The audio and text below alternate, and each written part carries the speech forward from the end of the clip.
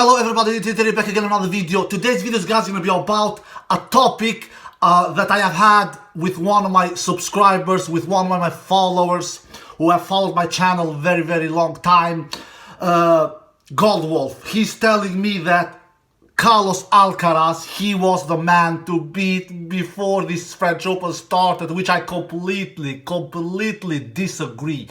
He was for sure dangerous, Carlos Alcaraz. He was on my top favorite 8 list, on number 3rd place before this event started. But he was not the man to beat. And I will give you, my friend, and all the others 5 reasons why Carlos Alcaraz was definitely not the man to beat in this year's 2022 French Open, compared with when Nadal won his first ever French Open title 17 years ago in 2005.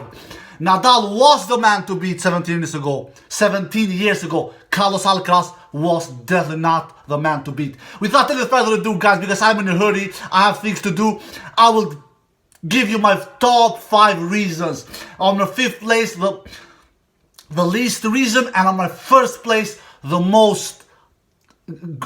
biggest and number 1 spot reason. On the 5th place, why Carlos Alcaraz was definitely not the man to beat at this year's 22 French Open is he has not proven himself in the best 5 sets matches against the big 2, Nadal and Djokovic. He has not, guys. Yeah, he took out them in Madrid, Nadal in the quarterfinals, Djokovic in the semifinals. Well done for Carlos Alcaraz, absolutely breathtaking stuff there, taking out 2 of the greatest tennis players of all time, back to back, in best of 3 sets matches. But it is a completely different story in doing that in a best of 5 sets matches. He has not proven himself in the best of 5 sets matches. And some of you can say, but Nadal didn't do that in 2005 either. Yeah, he did, guys. He pushed Roger Federer to the limit in that Miami Open final in 5 sets, where he was just a couple of points away of winning the Miami Open title in that 3rd set tiebreak. That is the closest actually Nadal has come to win a Miami Open title until this day, because Nadal has still not won Miami Open. And he was just a couple of points away of defeating Roger Federer in that 2005 Miami Open final. In that 3rd set tiebreak, he was just a couple of points away. And we all know what happened. Roger Federer turned that match around and won that in 5 sets. And won the 3rd, 4th and 5th set. So Nadal showed already there, to me, why he was the man to beat. I was thinking to myself, if he can push Roger Federer to the limits on Roger's best surface, hardcourt, what will he do to the man when they face each other at French Open? And that's why I was confident that Nadal would defeat Roger Federer at French Open 2005 semifinal, which he did. Not many was agreeing with me there back then. So there is my 5th place. Carlos Alcaraz has not proven himself against the big 2, Nadal and Djokovic, in a best of 5 sets matches. In a best of 5-3 matches, yes, in Madrid. In a best of 5 sets matches, no. On my 5th place. On my 4th place, Carlos Alcaraz didn't win the most important events, which are similar to French Open before French Open started. He didn't win Monte Carlo. He didn't win Rome. He didn't. Monte Carlo and Rome are most similar to French Open. They are super slow. Madrid is almost like a hardcore tournament, for God's sakes. You get rewarded with your serve. You get rewarded with your kick. You get rewarded with your ultra-aggressive tennis style. The rallies are not super long because you can finish off points much easier. Because you get help of the altitude that it is on Madrid. It is a high altitude, and you get rewarded with your super aggressive tennis style, like Carlos have. What did Carlos did in Monte Carlo? Lost early. And he didn't play Rome. We know that. But even if he had played Rome, it is not any certainty that he would have won Rome. So, on the 4th place, Carlos Alcaraz didn't win the most important clay events that are similar to French Open. Yeah, he won Barcelona, but he had match points against him in the semifinals against de Minaur, for God's sakes. I think he saved 2 match points there against de Minaur, Alex de Minaur, in the semifinals at Barcelona. So that doesn't show us, that doesn't convince us that he won that Barcelona tournament in a convincing way. No, he didn't. He had match point against him in the semi-finals against Nadal. He didn't win the most important clay events that are most similar to French Open. Madrid is a very important tournament, yeah, but it is not similar to French Open. All right? Number 4th place. Number 3rd place, his early signs at French Open in the 2nd round. He had a match point against him in the 2nd round already. How can you call that kind of a player the man to beat when he almost gets knocked out in the 2nd round, for God's sakes? And you, my friend, you keep on saying, even after the 2nd round, that Carlos Alcaraz is the man to beat. Was Nadal in that kind of a trouble when he was the man to beat 17 years ago in 2005? Had he match point against him? He didn't even play a 5-set match in that 2005 French Open edition when Nadal was the man to beat, according to me.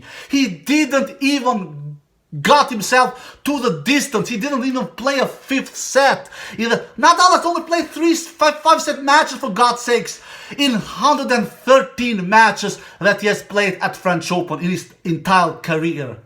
Nadal has played only 3 5-set matches. John Isner 2011, Novak Djokovic 2013, and Felicia Lassime 2022.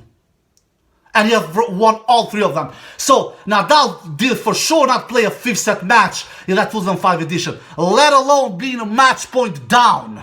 Let alone.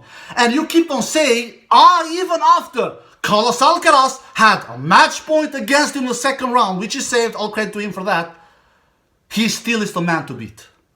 No! That is a big alarm. That is a big sign that the dude is not the man to beat. When you see him almost getting knocked out in the 2nd round and not against a super top player, Venus Ramos. He's not a top 20 player, a top 30 player. He's not even in the top 30 in the world, I believe, Venus Ramos. For sure he's not in the top 20, that's for sure. But I'm quite doubtful if he's even in the top 30. I've not seen his ranking. And Carlos Alcaraz almost got knocked out in the 2nd round. That is my 3rd place. Nadal was never even close of being knocked out when he played his first ever French Open edition 2005. Carlos was. 3rd place. 2nd place, it is Carlos Alcaraz's playing style. He doesn't play tennis with big margins a la Nadal. He doesn't play solid, consistent baseline machine tennis from the baseline a la Nadal. He's not a grinder from the baseline a la Nadal. He takes big cuts on the ball. He pulls the trigger a lot. He does a lot of unforced errors. He is a little of a hit or miss player, Carlos Alcaraz. A tennis player of that kind of a style, he will always be in big trouble when he doesn't have his best A game, like he didn't have against Zverev in that quarterfinal. I'm not shocked that he lost against Zverev. Little surprised, yes. I had him beating Zverev. I really was disappointed when he lost against Zverev. I really wanted Carlos Alcaraz to go to that semi-final because I would have been super confident that Nadal or Djokovic, in this case Nadal, because Nadal took out Djokovic in the quarters, he would have defeated Carlos Alcaraz in that semi-final. I really would have been confident. But he lost against Zverev. The 4th place is Carlos Alcaraz. 2nd place on these top 5 reasons why Carlos Alcaraz was never the man to beat at French Open 2022 was because Carlos Alcaraz has an ultra aggressive tennis style where he takes big cuts of the ball, where he pulls the trigger, where he doesn't wait for his opponent to miss, and that kind of a playing style will always take you in big danger of losing tennis matches, like he almost lost in the 2nd round, and like he did in the quarterfinal with 56 unforced errors and 46 winners against Zverev. He does 10 more unforced errors than winners. That is on the 2nd place. Nadal has a completely different tennis style with big margins and with waiting on the baseline and not taking huge cuts on the ball. which Carlos does.